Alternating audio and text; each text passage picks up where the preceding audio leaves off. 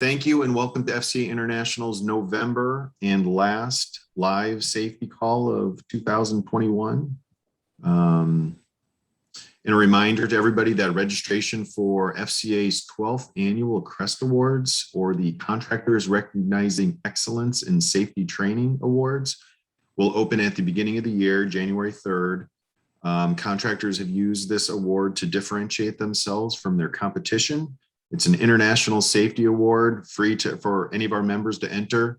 That provides that's proved valuable to helping win jobs and influence insurance companies and banks.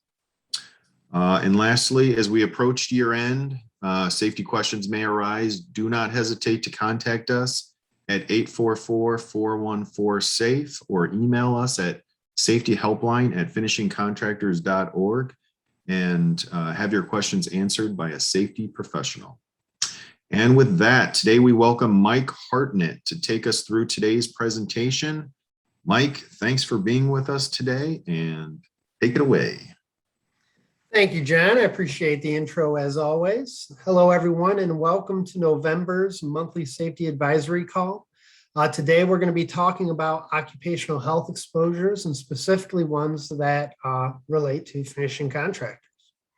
So without any ado, let's get started. So first, I'll give you a brief summary of the topics we're going to cover. We're going to start with the Respiratory Protection Program, an important aspect of almost all finishing trades. And then we're going to touch base on the respirable crystalline silica. That standard is still in effect, and they've put in a national emphasis program in February of 2020, so that 2% of all their planned inspections will be around it. So that still has requirements on us, and we're going to touch up and see what it looks like a few years later. We're going to talk about nuisance dust. We're going to talk about lead. There's also some other named hazardous chemicals that are pretty common within finishing trades that we'll also talk about there. And then last but not least, we'll touch on hearing conservation. So let's get started. Respiratory Protection Standard. What does a Respiratory Protection Standard require? Well, we have a few different options here, depending on whether or not we require our employees to wear a respirator, right? If we require a respirator, then we need to have a developed written respiratory protection program. If we do not require respirators and do not expose our employees over the PEL at any point in time, then we do not need a respiratory protection standard or a written program, but we do need to make sure that we have a voluntary respiratory protection program.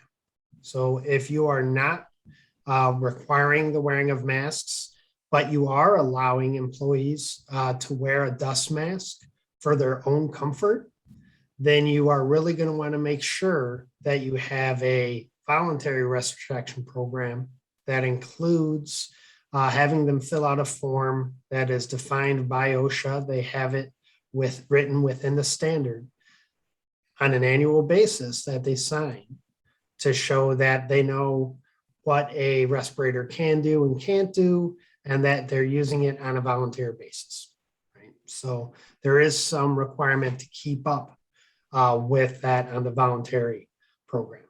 If you're not using a voluntary program, if you have required respiratory protection, if you're exposing your employees above the PEL and using that PPE to reduce it below, then you're going to need to make sure that you have that written program developed. I'm sure that's not news to anybody here, but that program, after being developed, also has some ongoing requirements for employers. So first, you have to properly select respirators depending on what type of exposure you're providing, or what kind of exposure your employees are being subjected to, and how to properly protect them. A dust mask as well as a hazmat respirator generally have a 10 times factor for protection, while a full face respirator has a 50 times protection level. It also will provide protection for the eyes when you're dealing with more caustic chemicals. Before you put anybody into a respirator, you need to make sure that you've conducted the medical evaluation. What this means is that we've had the employees go for a pulmonary test and check and make sure that they are healthy enough. Their heart and lungs are healthy enough to wear a respirator, and that additional stress that is put on the body does not cause them any physical harm. Right?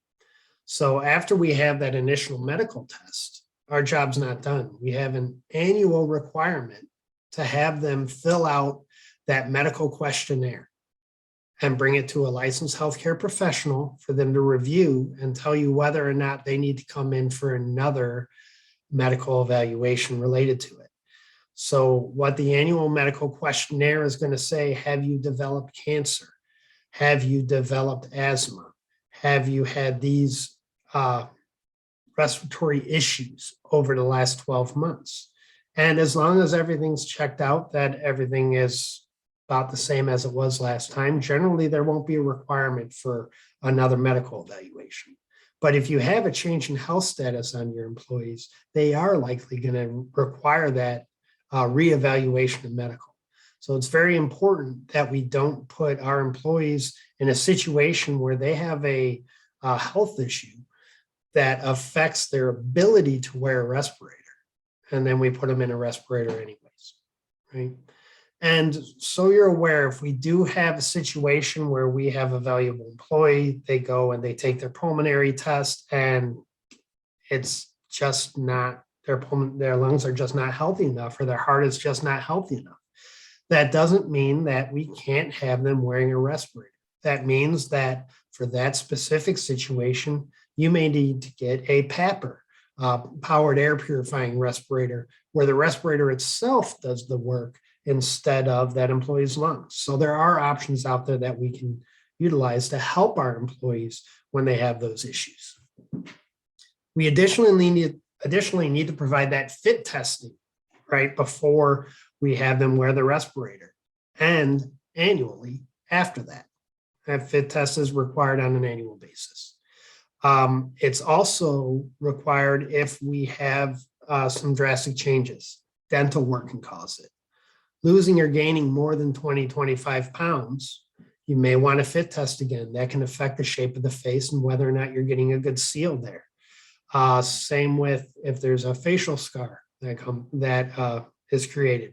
We may need to do a new fit test after that as well. Training on the respirator is always required. We have many things that we need to train on. We need to make sure that the employee understands how to provide a positive pressure test and a negative pressure check. We need to make sure that they understand that an air purifying respirator does not provide oxygen, right? I always jokingly tell them, you cannot go scuba diving in this dust mask. You cannot go into space with this dust mask. And it's a little ridiculous, but at the same time, we need to make sure they understand what the capabilities of that respirator are that we're putting them in, and that it doesn't stop everything, right? It's not a catch-all. It catches what it's designed to catch. We also need to evaluate that respirator use. We have to know whether or not our employees are using your respirator correctly. So when I'm out in the field and looking at respirator users, one of the first things I pick up that is clearly not using a respirator correctly, where there's a deficiency that needs to be corrected, is when I see somebody pull a respirator out of a grip that's not protected by anything, that's sitting in the dust of all their tools, getting that lead or that silica or whatever else may be in that tool bag into the respirator before they put it on and start using it, right? So when we're going out there, let's make sure that our employees are wearing our respirators correctly, that they are shaved, right? You need to be cleanly shaved to get that seal. So if you see myself or John Lee out there with a respirator on, we clearly need to be corrected, right? We need to make sure they understand what the issue is and that that's not acceptable, right? We need to provide for that maintenance, storage, and cleaning of respirators. That can be challenged on a construction site, but there are 3M has respirator wipes that are out there. If you provide them and lean on your employees to utilize them, they will. And then you have to retain any of your medical records, right? Any medical records for your employees need to be maintained for the time of their employment plus 30 years. So make sure that you're using good record keeping on those medical records. So that's pretty much it for the respirator. Let's talk about crystalline silica. So I'm not going to go through the entirety of the respirable crystalline silica standard, right? We've held many different trainings on that. So at this point, I'm assuming that you've lived with this standard for 4 years now and should have a pretty good grasp on it. But let's talk about where we're at now and whether or not our habits have stayed up to what our initial implementation was. Written exposure control plans. Do you have them? I know they were designed and developed for the tasks that you were working on. Have you developed them for all the tasks where there's exposure to silica? Right? Are those plans available and on site? We need to make sure that those written exposure control plans are available on site and that our competent person for crystalline silica is also on site to implement those. So we need to make sure that those are spelled out. And the written exposure control plan is pretty straightforward. These are for any that are not on a table 1, right? Table 1 within a respirable crystalline silica clearly defines what your controls are, and they pretty much cover everything in a written control plan. So we need to make sure that when that we have completed a written exposure control plan for each task where the silica exposure is going to be above the action level. We need to make sure that they're implemented by the competent person on site. So whether that's your foreman or if you have a superintendent going site to site to make sure that they have everything entailed, that's fine. But a competent person has to be there, and you need to make sure that it's being implemented correctly. That plan also has to be on site, has to be available not only for the foreman, but for anybody on that site that is being exposed, any of your employees that are being exposed. They need to be able to ask for that plan and see it, right? They should be familiar with that plan and know what they're doing to protect themselves. The competent person can alter that plan as necessary for a site specific, to make sure that it fits with what's going on the site. But they need to make sure that it lines up with what your exposure assessments were. So the same controls have to be utilized that you used for your assessment in order for that written exposure control plan to be good. And the one thing that I have not really found much compliance with is the annual review of your written exposure control plans. You should have saved in a file each of your written exposure control plans with the signature of a member of your management who has reviewed it within the calendar year. So at the start of each year, at the end of each year, go ahead and make sure you review all of those, right? And change them if they need any updating. So for compliance, we really suggest that you create binders, and we suggested this 4 years ago, and likely I imagine many of you did. The question is, do we still know where those are? Do our foremen still have them readily available? And you may have to go ahead and redistribute some, right? Verify that they are still out in the field. Verify that your foremen or competent people still have access and can provide them when asked. And then ensure that at the job site that your employees can utilize that.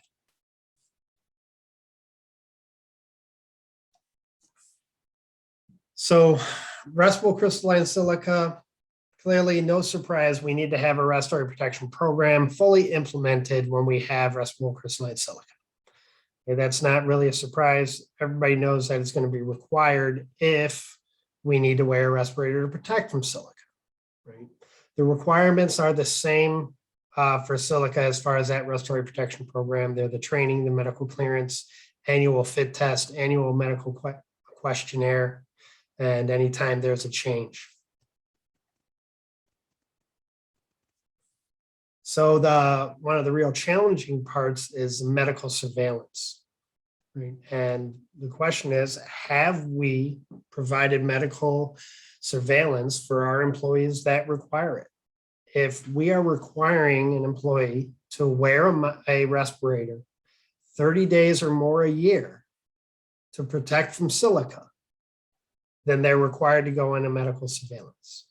So what's 30 days a year? Is that 8 hours times 30? No, it's not. If we're wearing a respirator for 1 hour a day, that's still a day. 15 minutes a day, that's still a day. So each day that a respirator is put on to protect from silica counts against that 30-day limit. And once they've hit that 30-day limit, or you expect them to be, you need to make sure that you put them into the medical surveillance program, right?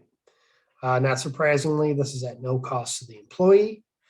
It needs to be available at a reasonable time and place, although OSHA does not specify that it needs to be done during work hours.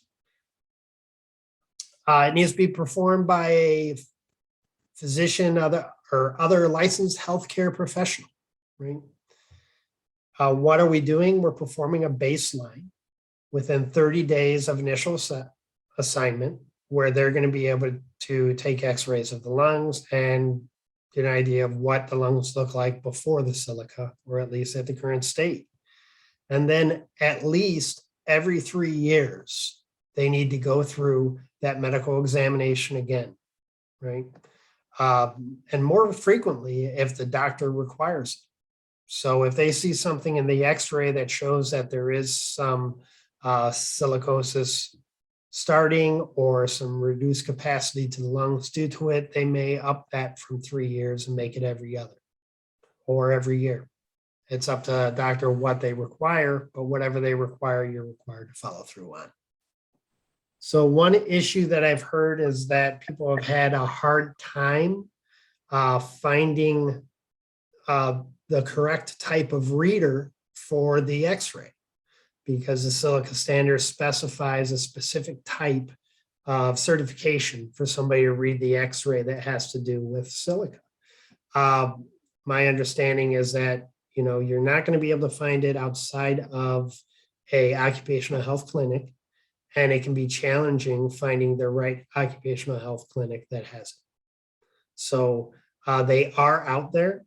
Make sure that you search until you find somebody that can provide the service that is necessary.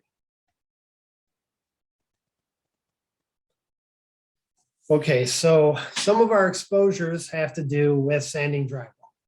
Right? This is going to apply to a lot of finishing contractors.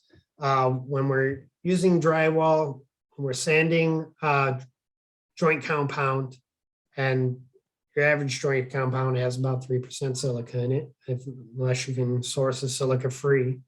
And they have, when you use a palm sander, a hand sand sponge to sand a ceiling vigorously, you're going to get about double what the PEL is. Now, the statement that's pulled here is from Controlling Silica Exposures in Construction. This was actually a publication put out by OSHA prior to the silica standard being put in. So although it says that you will meet approximately the PEL was dropped in half from when this was written. So instead of just being at the PEL, you're actually be at double the PEL for periods when you're sanding ceiling with a sanding sponge. So that becomes an issue, and we know that we have that silica exposure there. There's different ways we can go about defeating that, right? Ideally, if we are using, get my pointer out, if we are using a pole with a vacuum attached to it, we're going to capture 99% of that dust and remove it from the situation. That means not only do you not have it in the air when you're breathing, but you also do not have to go later to sweep up and gather that dust, which can then go up into the air. If we use a hand sanding vacuum, it's up to about 95%. And even using a pole drops it 65%, which will put you below the PEL, but above the action level, right? And then for hand sanding, we have a 0% protection. So we always want to make sure that we are using the hierarchy of controls. OSHA specifies that we need to try to substitute or eliminate. So if you can source a drywall compound with a lower level of silica in it, that is one way to substitute to remove the hazard.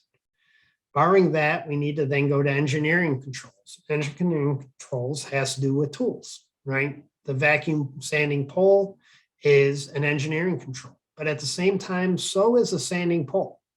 It doesn't have to be a complex piece of equipment for it to be engineering. A sponge on the end of a stick is an engineering control. After that, we move on to the administrative controls. Administrative controls have to do with procedures, how we're writing our procedures, work rotation, where we're only going to have somebody sanding for 2 hours a day, and we'll rotate who's doing that sanding and shift those tasks in and out. That's another way that we can change it. And then after we've done everything we can to lower that exposure, that's when we add in the PPE. Right? The PPE should never be the first line of defense. It should always be the last to help clean up the whatever little bit of exposure we haven't already removed through substitution, elimination, engineering, or administrative controls. Right? Okay, so silica is not the only type of dust that we have to be concerned about. Okay, in the finishing trades, we create a lot of dust. And some of that dust is going to be what's considered nuisance dust. So what is nuisance dust? Nuisance dust is just any particulate that doesn't really have a particular hazard, but can be respirable, right? If we can bring that dust into our lungs, we're only allowed to expose our employees to a certain amount of dust. So the PEL for nuisance dust is 15 micrograms, right? Or milligrams, I'm sorry, 15 milligrams per meter squared, and that's a time-weighted average over 8 hours.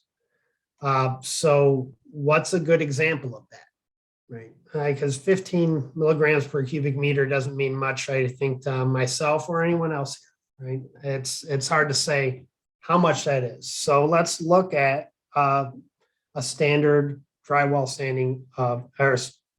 sanding joint compound, right? We already know that we have a silica dust, but we've done what we can to reduce that by substituting, so that now we're using a taping compound that has little to no silica in it. Fantastic, that's great. You eliminated that one hazard, which is what we're looking to do, is eliminate those hazards, but there's still other hazards involved. A hand sander exposes an employee to 143 milligrams per cubic meter of nuisance dust, right? And even using a pole sander will create 35 milligrams of nuisance dust. Both of these are above the PEL. So even if there's not silica in that drywall compound, we still end up having an issue with nuisance dust, which can cause respiratory issues. So when we do have exposures above the PEL, we then need to have a nuisance dust program. Okay. Once again, we're always going to go with the hierarchy of controls, right? Elimination and substitution. If you can find a way to create something that doesn't make any dust, patent it and use it if you can purchased on the open market. Otherwise, we're left with engineering controls, right? Wet sanding, using a pole, vacuum attachments really help reduce that dust. So we're not dealing with it multiple times. Same with the silica dust. You know, even if we don't breathe it, when it drops to the ground and we have to clean it up, we end up with another exposure. So the vacuums do a great job of pulling that out. And sometimes that's not a possibility, but ventilation can really help as well. If we can get a good cross breeze so we don't have a standing cloud of dust and we've pulled it out, that can really help for us too. We have to be careful that we're not blowing it into another area that other people are working. But by having that ventilation, we can really reduce that buildup of dust in the air. Administrative controls, right? Work rotation is generally the best. Standard operating procedure as far as what tools we're using, what methods we're using are very important as well. And then last but not least, you go to the PPE, which is likely respiratory protection in this case. And then you'll need your respiratory protection program with all that that entails.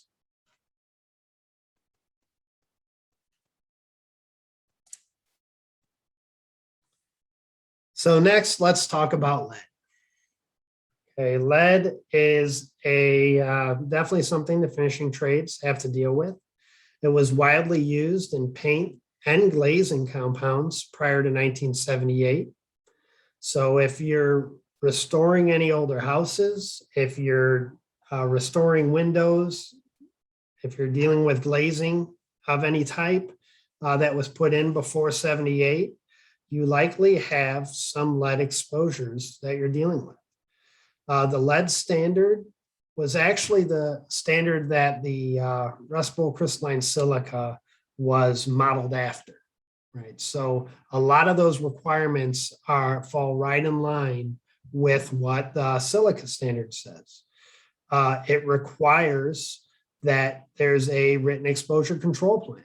It does not call them written exposure control plans, but it requires all the same information for how you're going to go about dealing with containing that lead and reducing that exposure, right? So it does not have the same requirements for the annual review of written exposure control plans, and they aren't called the same thing.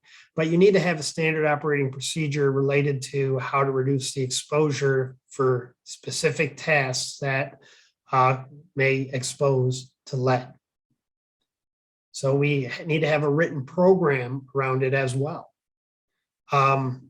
Lead is one of those things where if you're working on an older house, neighbors are likely to call, right? If you're working on an older building, employees working inside that building. I had that happen when I was in the trades myself, working on restoring some buildings downtown Chicago, working on the windows, and somebody inside the office had called because they believed that their exposure to lead was being caused by what I was doing. Right? So it's very important to make sure that we have this taken care of from a compliance standpoint. But it's also very important to make sure we're providing care for our employees, because lead is a serious issue.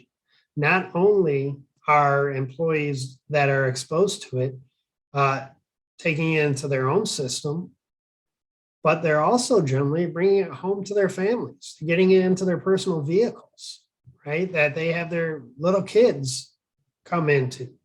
And lead is very impactful on adults, but not to the level it is impactful on children.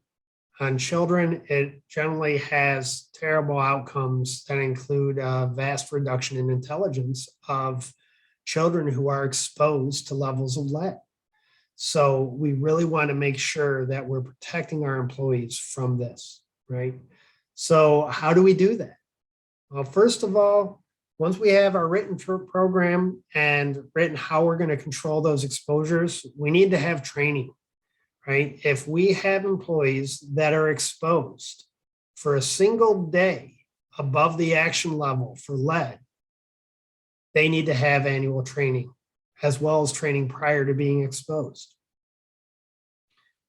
So how do we find out if there's lead in whatever we're working on? You need to test for it.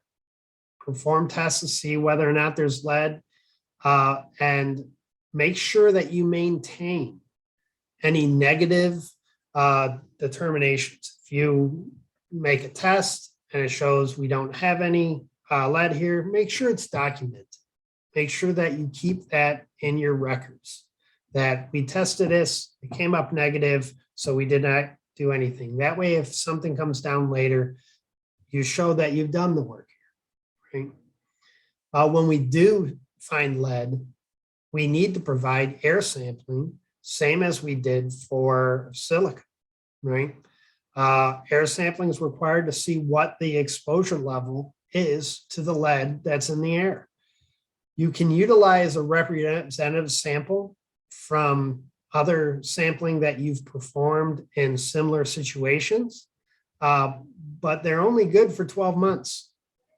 So that sampling needs to be updated. So what is the action level? The action level is 30 micrograms per cubic meter as opposed to milligrams. And when we are above that action level, medical surveillance is required if you're above the action level 30 days a year. And the medical surveillance is very similar to the medical surveillance through the Silica standard. I cannot say those three words together. Through the Silica standard. So, but one of the other things that it does is it does a blood test as well to see what the blood level for lead is. And then we also need to make sure that we're providing protective clothing and respiratory protection for anyone that's exposed at the action level or above.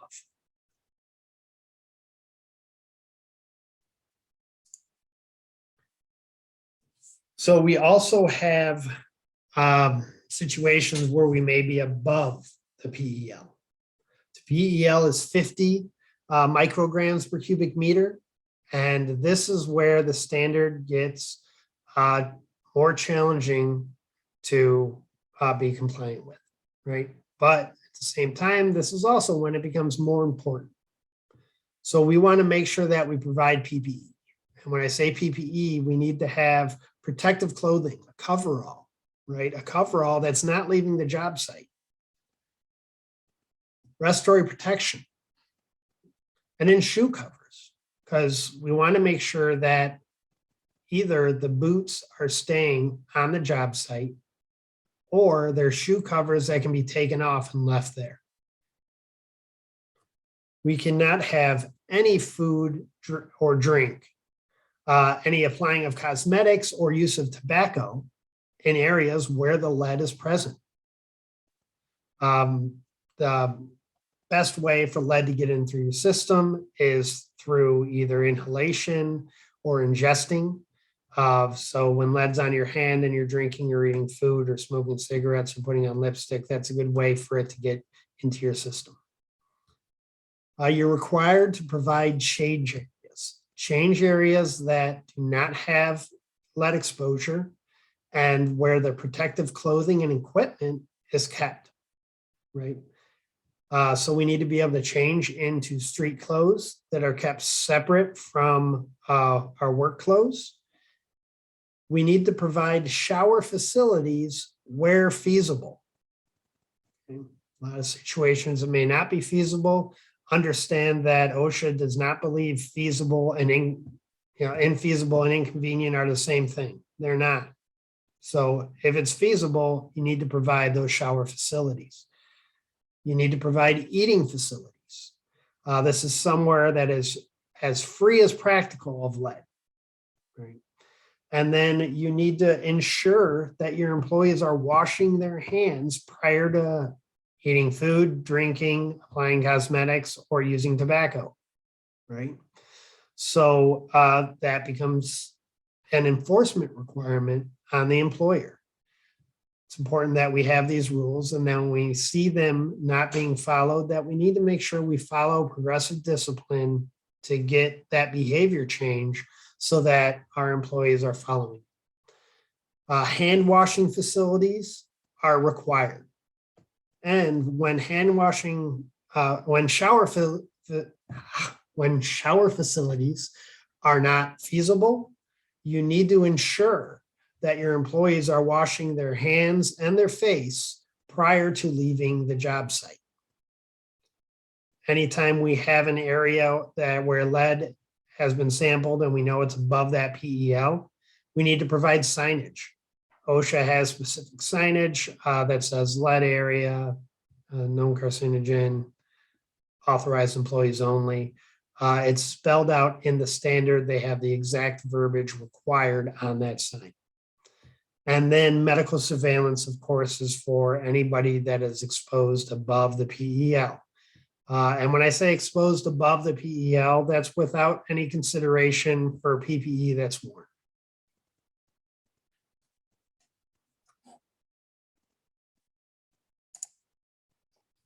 So there's a couple other organizations that get in on the lead requirements. First, you have the EPA. The EPA put on a program, I think it was 2014. No, I think it was before that, where renovation, repair, and painting, the RRP. The RRP from the EPA has a pretty good program of how to work inside of a residence and contain that lead, clean it, and dispose of it so that the homeowners and public are not going to be exposed. It's a pretty good program. I went through the training years ago. There's an initial 8-hour training, and then every 5 years, there's an ongoing 4-hour refresher training that's required. So every 5 years, that refresher is required. Also, if you are working in any federally owned housing or HUD assisted housing programs, then you're also going to need to follow the lead safe housing rule that was laid out by the U.S. Department of Housing and Urban Development. So those are other areas that you need to make sure you are taking into consideration as well.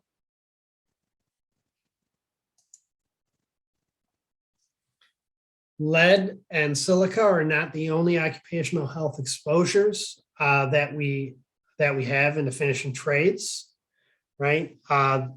These 4 items are things specifically called out by OSHA. They have their own standards. They are in the general industry section, but that does not limit your requirement to follow them, right? This still applies to construction.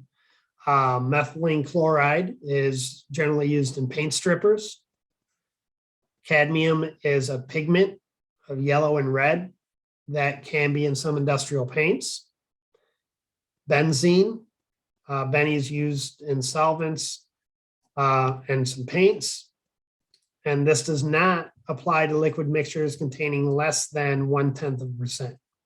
Right, so if it has a little bit of benzene in it, that's not an issue. If it's more than that 0.1% though, then it needs to follow those requirements. And I know for these 3, we're talking about air sampling again, right? I do not believe it has the medical surveillance requirements, but it does have the air sampling until you can get objective data for it, right? Till we can show data showing that this task does not expose our employees over. It's not as stringent as lead requirement, but they do have standards specifically laid out that talk about them. And recently, there's a company that I'm aware of that had an issue with lead, right? Maybe not following what they needed to do to all the extents that they needed to.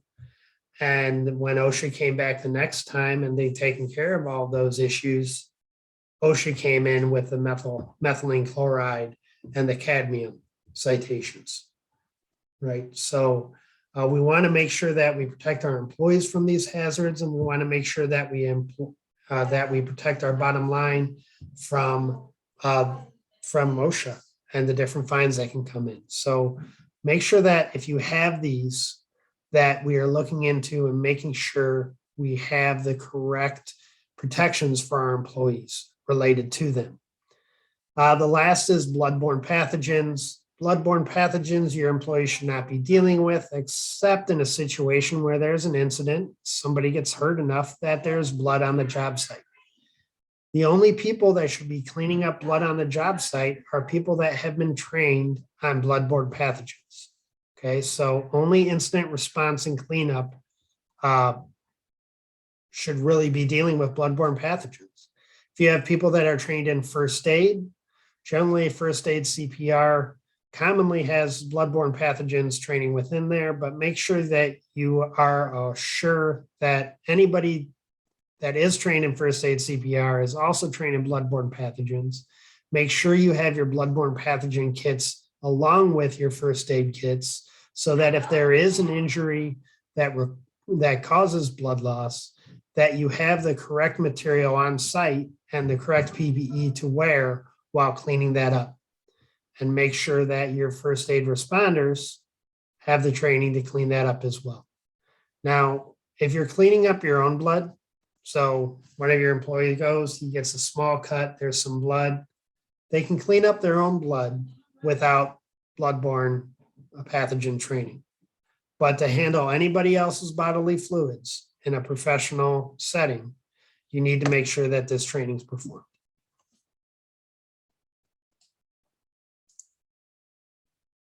So last but not least, let's talk about hearing conservation. Now, in the general industry standard, they say that there's an action level of 85 decibels where a hearing conservation program is required. That's in general industry. Construction, we do not have that.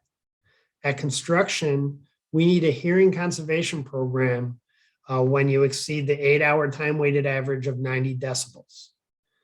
Now, most construction sites are thought to be at about 85 decibels. So they're mostly over the action level for general industry, but don't apply to construction in that regard. Now, both NIOSH and OSHA agree that at 85 decibels, we are doing damage to our employees' hearing. So it's important that we do provide hearing protection.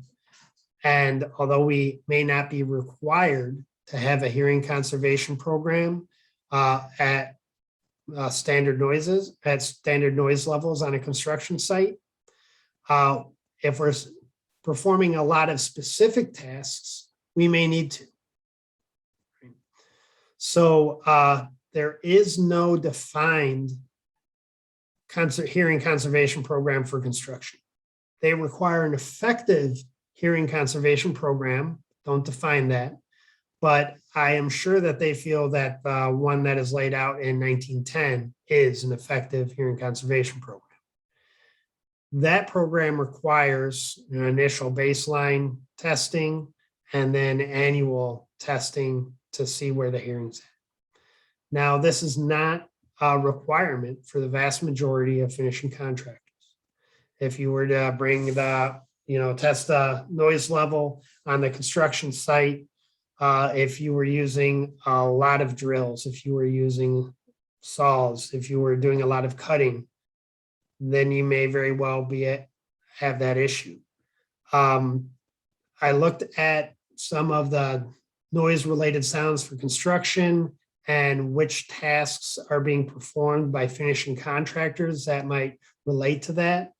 And sandblasting is at about 90 decibels. So if you're an industrial contractor that is out there and having people sandblast 8 hours a day, you're going to need a hearing conservation program.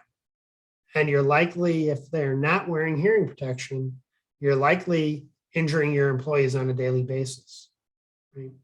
So we need to make sure that we protect our employees. So 90 decibels is generally the noise of a very loud conversation, right? Other examples would be a lawnmower or an arc welder.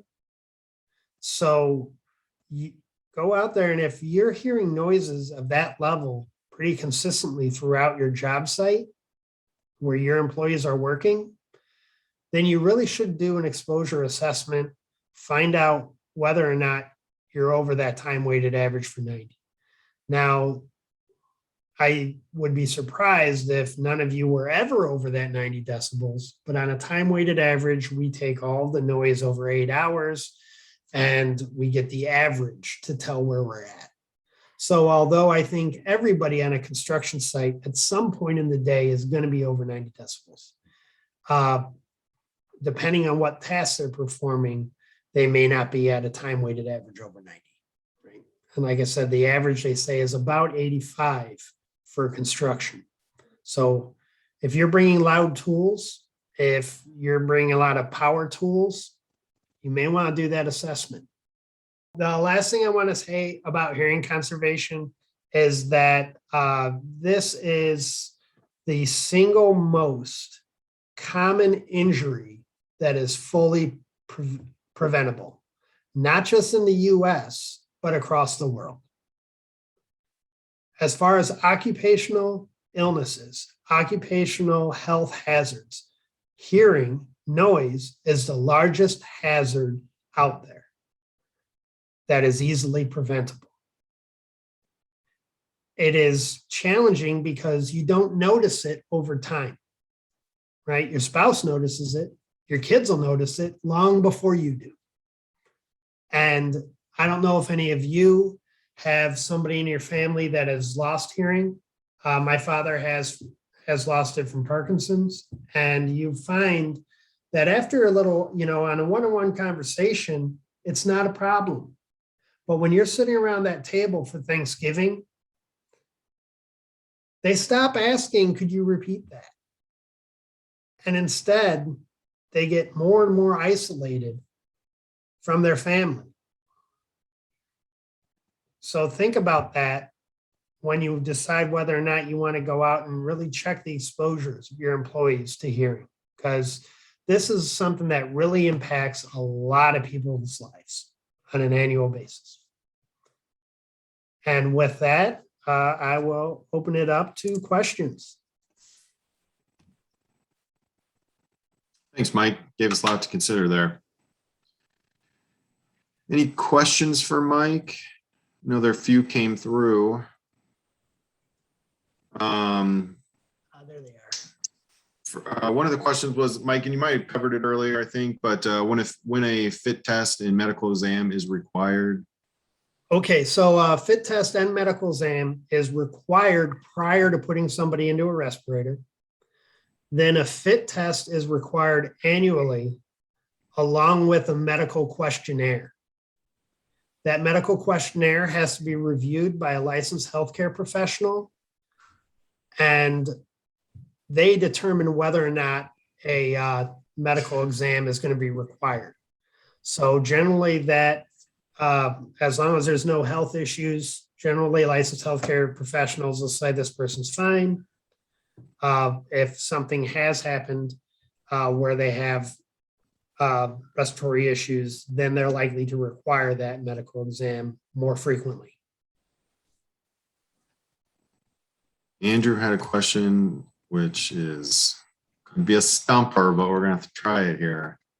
What are the top 5 occupational diseases that impact finishing trades over the last 5 years by total claim per year and by percent of all claims?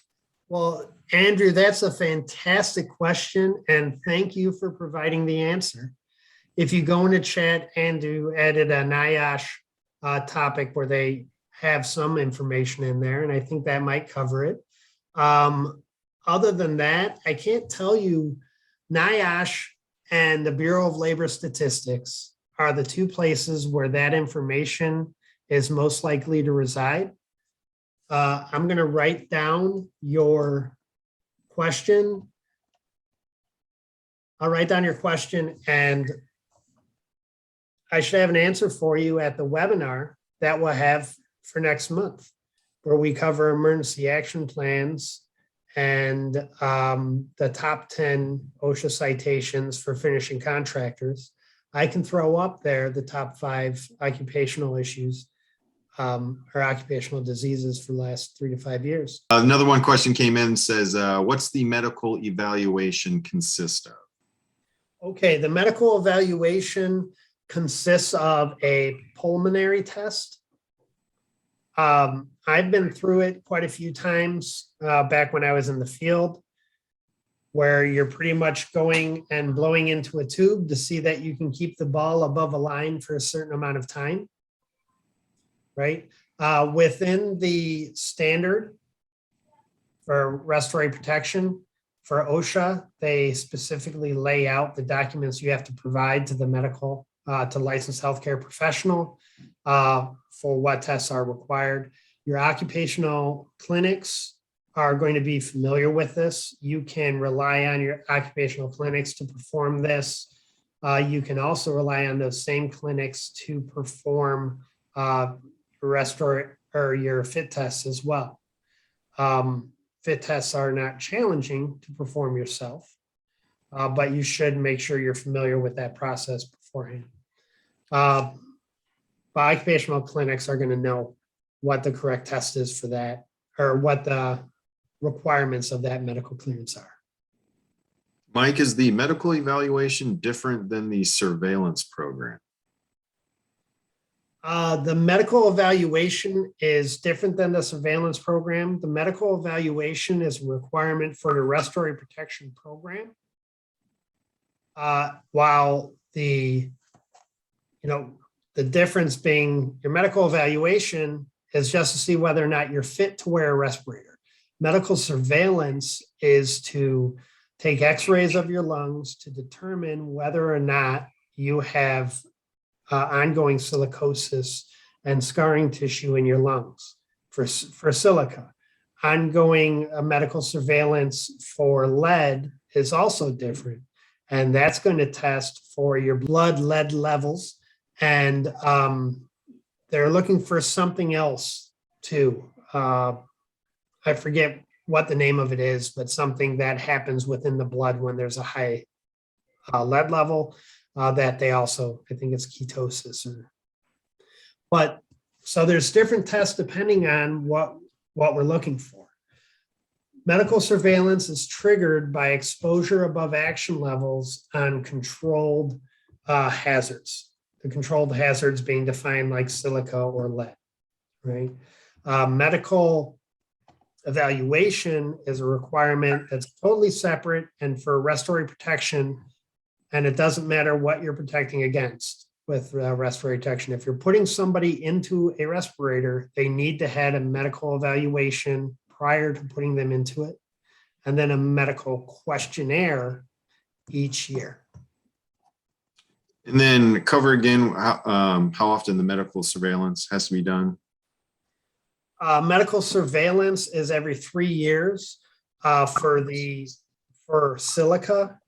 When we're talking about lead, it really depends on the level of lead that comes back in the blood.